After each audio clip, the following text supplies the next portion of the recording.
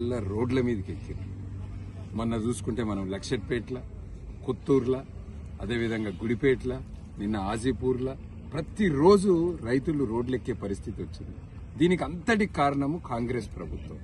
కాంగ్రెస్ ప్రభుత్వము రైతులు పండించిన దాంట్లో నుంచి ఎట్లా దోసుకోవాలని ఆలోచించుడు తప్పించి రైతుల శ్రమకు వాళ్ళు కష్టపడి పండించిన ప్రతి గింజను కొనాలి, రైతులను కాపాడాలి, రైతు లేనిది రాజ్యం లేదు అని కాంగ్రెస్ పార్టీ నాయకులు ఆలోచిస్తలేరు.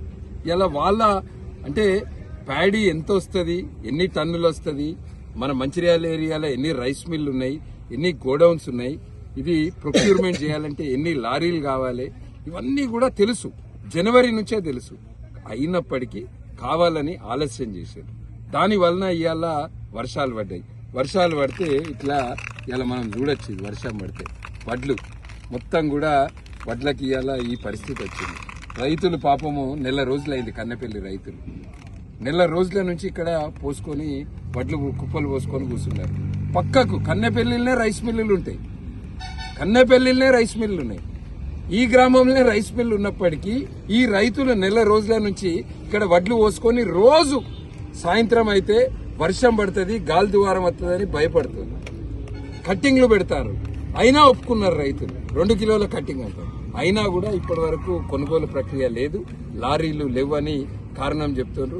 ఇదంతా కూడా కాంగ్రెస్ నాయకులు రైతుల దగ్గర నుంచి 10% ప్రతి క్వింటాల్కి 10 కిలోలు దోసుకోవాలనే ఆలోచనతోటి ఉన్నారు.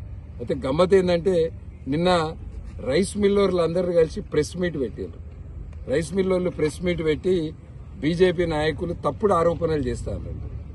నేను రైస్ మిల్లర్లను కోరేది ఒకటే, మీతోటి ఎవరు ప్రెస్ మీట్ పెట్టించారో నాకు తెలియదు, కానీ మీకు నిజంగా రైతుల పట్ల ప్రేమ ఉంటే, మీకు నిజంగా చిత్తశుద్ధి ఉంటే, మీకు వేరే ఎటువంటి ఆలోచనలు లేకుంటే రేపు నేను వస్తా మీ దగ్గరికి.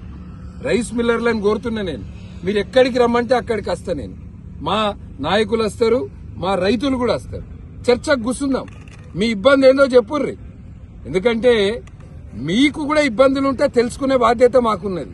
కానీ మీరు రైతులను ఇబ్బంది పెట్టి లారీలు లేవని అక్కడికి వచ్చినాక లారీల నుంచి అన్లోడింగ్ చేయించుకోక ఇక్కడ 2 కిలోల కట్టింగ్ పెట్టి